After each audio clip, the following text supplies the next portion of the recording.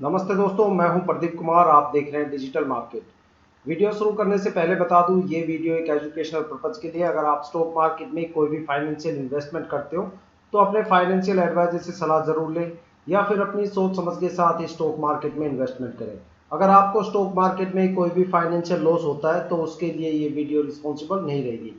तो चलो दोस्तों, वीडियो शुरू करते हैं। देखो, अगर आप वीडियो पे नए हो तो चैनल को सब्सक्राइब जरूर कीजिएगा ताकि आने वाली जितनी भी अपडेट है वो आप तक उसकी नोटिफिकेशन सबसे पहले पहुंच पाए, ताकि आप स्टॉक मार्केट के हर पहलू से रूबरू रहे, अपने आप को अपडेट करते रहे, अपग्रेड करते रहे। देखो, आज हम बात करने वाले हैं Radaan media works India limited stock के बारे में। रदान के नाम से ये स्टॉक एनएससी और बीएससी में लिस्टेड है। ₹3.25 इस टाइम इस स्टॉक का करंट शेयर प्राइस चल रहा है। लगातार इस स्टॉक के अंदर आज चौथा दिन है अपर सर्किट का। ठीक है। देखो, अगर मार्केट के माहौल के बारे में बात करें तो मार्केट में लगातार 3 महीने से जबरदस्त गिरावट हो रही थी। कहीं पे यूएस के अंदर, यूरोप के मार्केट में लगातार फ्लक्चुएशन चल रहा था, तो कहीं पे इंडियन स्टॉक मार्केट में लिक्विडिटी का कंसर्न चल रहा था, तो कहीं पे एफआईआई ने लगातार 3 महीने में 30,000 करोड़ की बड़ी बिकवाली कर दी, साथ में वो भी एक बड़े लॉस के साथ। ठीक है। लेकिन डीआईआई ने शुक्रवार को, फ्राइडे को एक बड़े लेवल पे बाइंग करके पूरे के पूरे गेम को ही चेंज कर दिया, साथ में इंडियन स्टॉक मार्केट को एक नया पॉजिटिव मोमेंटम दे दिया। ठीक है। बात करें अगर सेंसेक्स की, तो सेंसेक्स ने फ्राइडे को ₹1350 का जबरदस्त उछाल लगा के इंडियन स्टॉक मार्केट की हिस्ट्री में एक नया रिकॉर्ड बना दिया। अपने पुराने सारे रिकॉर्ड को तोड़कर एक नया कीर्तिमान रिकॉर्ड बनाया। साथ में आज भी सेंसेक्स ने यहाँ पे जबरदस्त उड़ान भरी है और उस रिकॉर्ड को, जो फ्राइडे को रिकॉर्ड बनाया था, उस रिकॉर्ड को भी आज मंडे को ब्रेकआउट कर दिया। ठीक है। इस टाइम की सबसे बड़ी पॉजिटिव अपडेट तो यही है। साथ में रदान मीडिया के अंदर यहाँ पे अपर सर्किट लग गया और जो यहाँ पे इस स्टॉक की हायर वैल्यू है, जो इस टारगेट की जो सबसे हायर वैल्यू है, टारगेट है जिसको ये अचीव करने वाला है, वो यहाँ पे ₹5.20 के आसपास है। साथ में अगर आप ₹5 पे यहाँ पे आप स्टॉप लॉस लगा सकते हो। ठीक है। स्टॉक के अगर फंडामेंटल की बात करें तो फंडामेंटल काफी जबरदस्त है। मार्केट कैपिटल की वैल्यू की बात करें तो 17 करोड़ के आसपास मार्केट कैपिटल है। साथ में अगर पी रेशियो की बात करें तो यहाँ पे कोई भी प्राइस वैल्यूएशन नहीं है। और अगर स्टॉक के लास्ट ईयर की परफॉर्मेंस की बात करें तो ₹1.40 से चल के ये स्टॉक ₹3.25 तक गया था। और अगर इसके क्वार्टरली रिजल्ट की बात करें तो क्वार्टरली रिजल्ट भी काफी सुपर है। अगर जून 2024 के क्वार्टरली रिजल्ट की बात करें तो यहाँ पे जो रिवेन्यू निकल के आता है वो 610% से ज्यादा का निकल के आता है। साथ में अगर नेट इनकम की बात करें तो उसमें आपको 154% से ज्यादा की नेट इनकम देखने को मिलती है। और अगर नेट प्रॉफिट की बात करें तो यहाँ पे 107% से ज्यादा का नेट प्रॉफिट आपको देखने को मिलता है। ठीक है। देखो, मार्केट के अंदर सेंसेक्स ने एक नए रिकॉर्ड कायम किए हैं। अपने पुराने जितने भी रिकॉर्ड हैं वो सारे तोड़ के एक नए रिकॉर्ड यहाँ पे कायम किए हैं।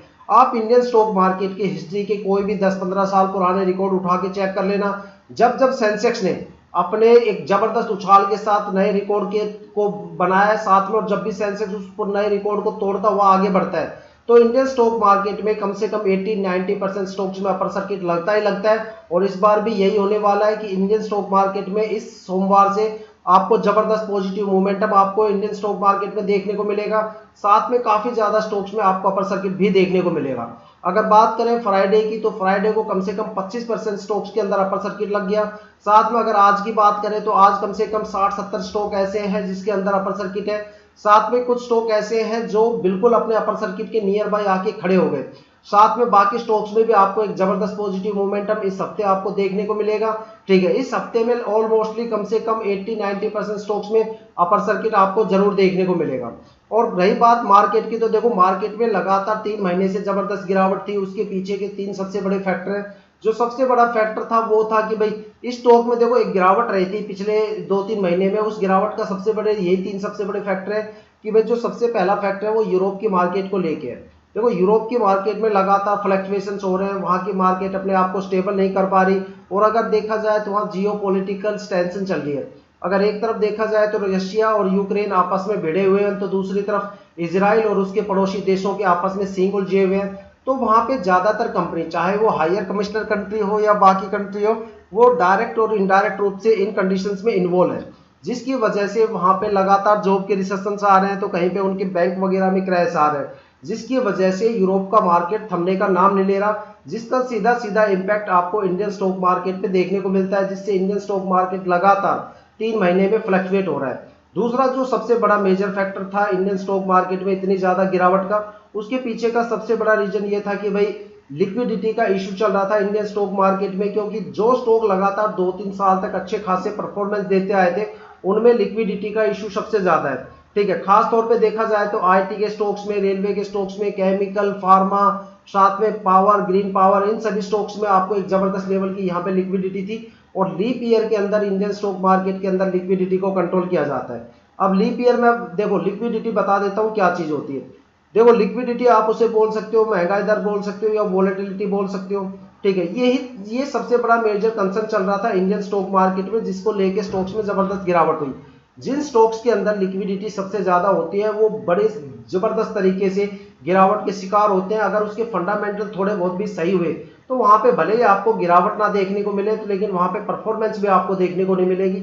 और जिन स्टॉक्स के अंदर लिक्विडिटी ना के बराबर होती है या काफी कम होती है वो वहां से पॉजिटिव मोमेंटम के साथ मार्केट में आगे निकल जाते हैं। जैसे आज के टाइम आप चेक कर सकते हो कि भाई जो टेक्सटाइल के सेक्टर है, साथ में सिरामिक्स, फूड्स, फर्टिलाइजर्स, जो शुगर मिल वगैरह है, ठीक है, फाइनेंस कंपनी जो है, मीडिया वर्क वाले जो भी सेक्टर्स हैं, उन सभी के अंदर एक जबरदस्त आपको तेजी देखने को मिलती है, क्योंकि सबसे कम लिक्विडिटी इन्हीं स्टॉक्स में है।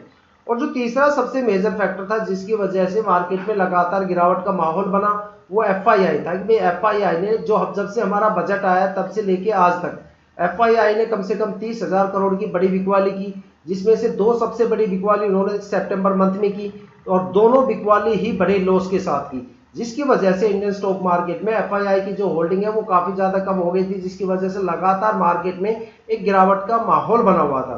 तो देखो दोस्तों, ये थी अब तक की रदान मीडिया वर्क लिमिटेड की अब तक की सबसे बड़ी अपडेट्स। इसी तरह की वीडियो को देखने के लिए, साथ में आने वाली नई अपडेट्स को देखने के लिए आप वीडियो पे अगर नए हो तो चैनल को सब्सक्राइब जरूर कीजिएगा, साथ में बेल आइकन पे क्लिक जरूर कीजिएगा। तो इसी के साथ वीडियो समाप्त करते हैं। जय हिंद, जय भारत।